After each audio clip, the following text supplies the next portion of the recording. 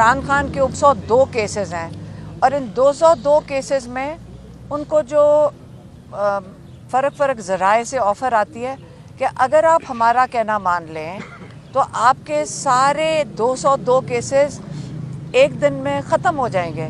तो एक दिन में केसेस कैसे ख़त्म हो जाएंगे? अव्वल बनने नहीं चाहिए थे, जब बन गए तो एक दिन में केसेस कैसे ख़त्म हो सकते हैं? ये हमें सबको इस पे सोचना चाहिए कि जब बना देते हैं तो 10 साल भी अंदर डाल देंगे। तो कानून इस वक्त इंसाफ जो है, जो इमरान खान की कहते हैं मेरी पार्टी है तहरीक इंसाफ, उसका मकसद ये था कि सारे पाकिस्तान में जितने भी लोग रहते हैं वो कानून के ऊपर ना हो।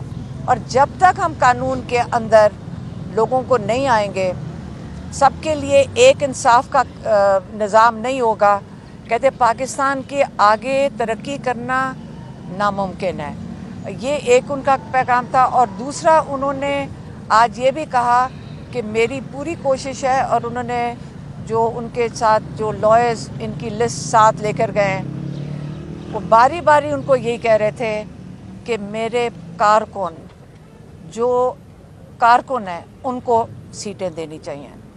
ये नहीं है कि वहाँ पे किसका पैसा ज़्यादा है।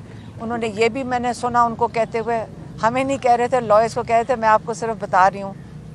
उन्होंने कहा ये नहीं देखना चाहिए कि कितने करोड़ रुपए खर्च सकते हैं, आपने ये देखना चाहिए कि पाकिस्तान के लिए जिनका हक बनता है वो हैं जो कारकुन हैं, और कारकुनों को आपने मैक्सिमम कोशिश करनी है कि उनको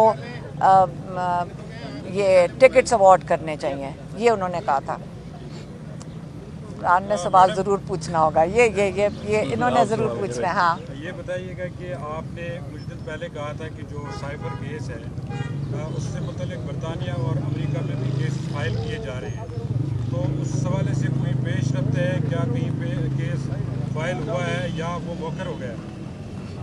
मौखर हो गया नहीं, उसके बारे में आपको जितना कम बताएं उतना बेहतर है। आपको जल्द बाहर से पता चल जाएगा।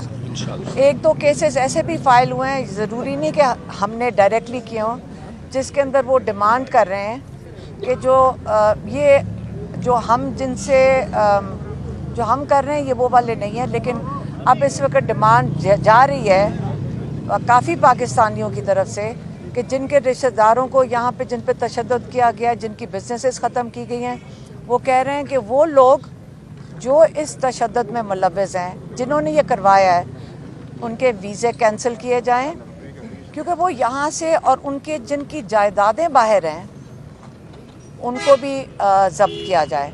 और ये सिर्फ पाकिस्तान के लिए नहीं, और मुल्कों के लिए भी ये हो रहा है कि जहाँ पे इलेक्शंस के अंदर धांधलियाँ हो रही हैं, जो जब यहाँ से लोग पैसा लेके इन्हीं के मुल्कों में जाते हैं जो कि चैम्पियंस हैं ह्यूमन राइट्स के।